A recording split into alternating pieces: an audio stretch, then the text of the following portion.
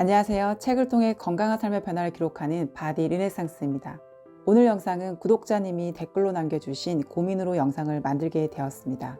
현재 시간 제한 섭취를 2달간 진행하고 계시지만 체중 변화가 크지 않아 고민이시라고 하셨는데요. 그래서 저에게 체중 빠질 때 식단을 어떻게 하셨는지 더 자세한 영상을 만들어 주시면 어떨까요? 라고 질문을 주셨습니다.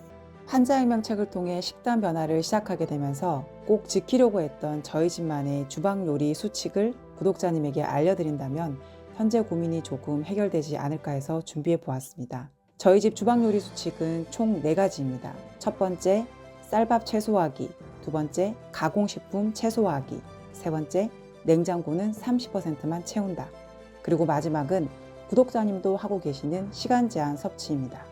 첫 번째 규칙 쌀밥 최소화는 변화 첫날부터 아예 쌀밥을 안 먹는다는 생각으로 시작했습니다.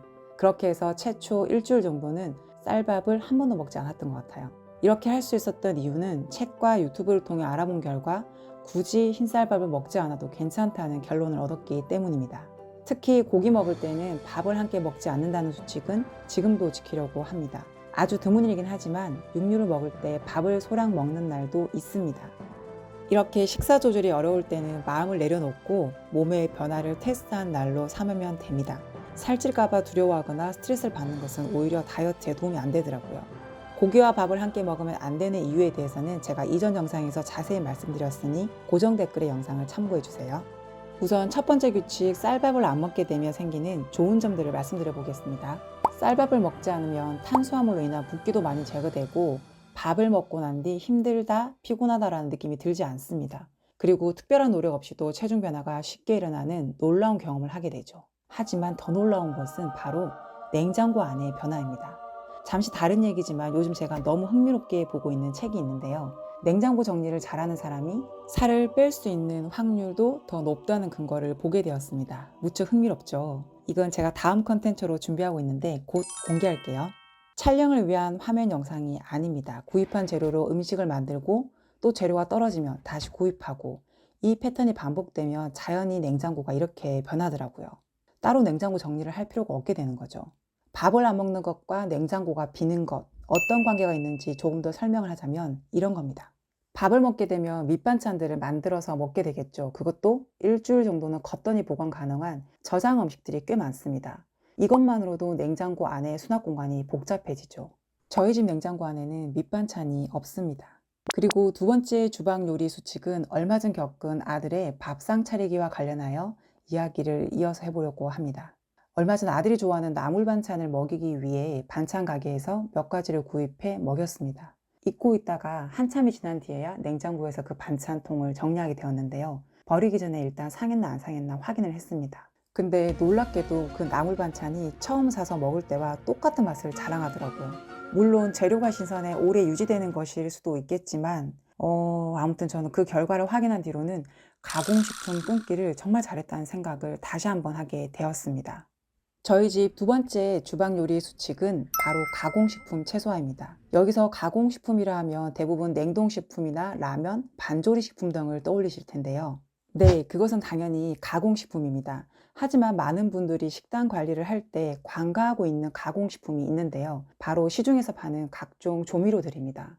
집에서 온전히 발효시켜 만든 것이 아니라면 모두 공장에서 만들어지는 가공식품입니다. 가공식품인지 아닌지를 쉽게 구별하는 방법은 제품의 뒷면을 보면 알 수 있죠. 우리 집 주방에 없는 재료가 그 재료명에 적혀 있다면 그건 가공식품입니다. 그리고 대기업이 만들었다? 100%죠.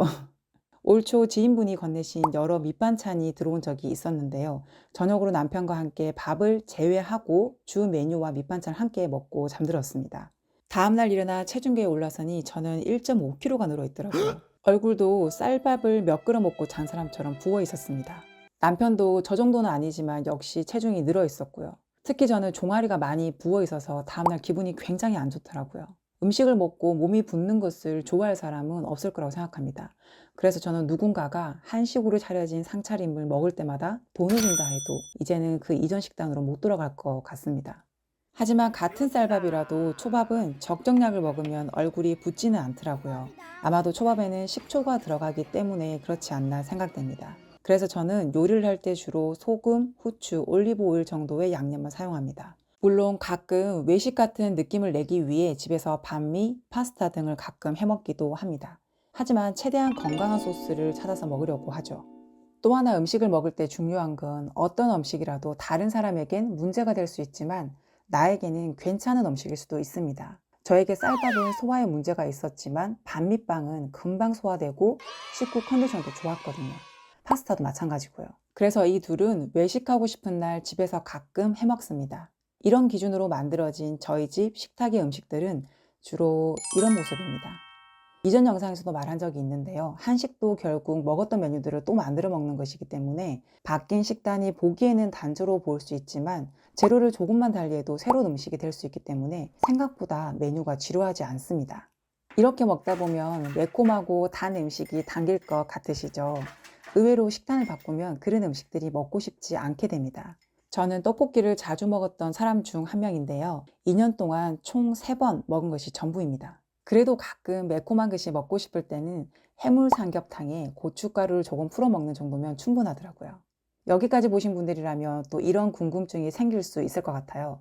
네, 좋아요. 쌀밥은 한번 끊어볼 수 있겠는데, 그런데 매 끼니마다 이렇게 음식을 조리해서 먹으면 요리하는 시간이 많이 필요하지 않을까요? 아닙니다. 절대. 제가 2년간 해보니 장담컨대 요리하는 데 소요되는 시간은 한식 조리 시간의 3분의 1 이하입니다. 무엇보다 주방에서 20분만 서 있으면 한 끼 식사가 뚝딱 차려지니 지속하기도 쉬웠습니다. 간혹 그렇지 않은 메뉴도 있습니다. 대부분 오븐이 필요한 요리거나 재료를 한 번에 넣고 오랜 시간 끓여야 하는 것들이 그렇죠. 하지만 그것은 준비만 하면 오븐과 냄비가 일을 다 하기 때문에 그 시간에 저는 주방에 없어도 상관없었습니다. 무엇보다 가공식품을 줄이고 자연에서 가져온 재료들로 음식을 직접 만들어 먹게 되면 가장 좋은 점은 착해집니다. 정말입니다. 음식을 받는 우리 몸의 입장에서는 몸의 스트레스 요인이 줄어드니 어찌 보면 당연한 결과이기도 한데요. 저 역시 이전에도 남편과의 사이가 좋은 편이었지만 식단이 바뀌는 과정에서 마음의 평안함을 더 자주 경험했습니다. 지금은 저희 부부 사이 아주 만족스럽습니다. 나만 그런가? 그리고 재료가 주는 색감이 한식보다 화려하기 때문에 행복한 감정으로 가족을 위해 요리하게 됩니다. 아직 절반밖에 이야기하지 못했는데도 영상이 너무 길어지고 있네요. 오늘은 저희 집 주방 요리 수칙 4가지 중 2가지만 말씀드렸는데요. 다음 시간에는 식단 변화를 하는 데 있어 방법적인 것보다 어쩌면 더 중요한 마인드에 관련된 내용도 함께 말씀드리며 구독자님의 질문에 마지막 답을 하도록 하겠습니다. 감사합니다. 지금까지 바디 르네상스였습니다.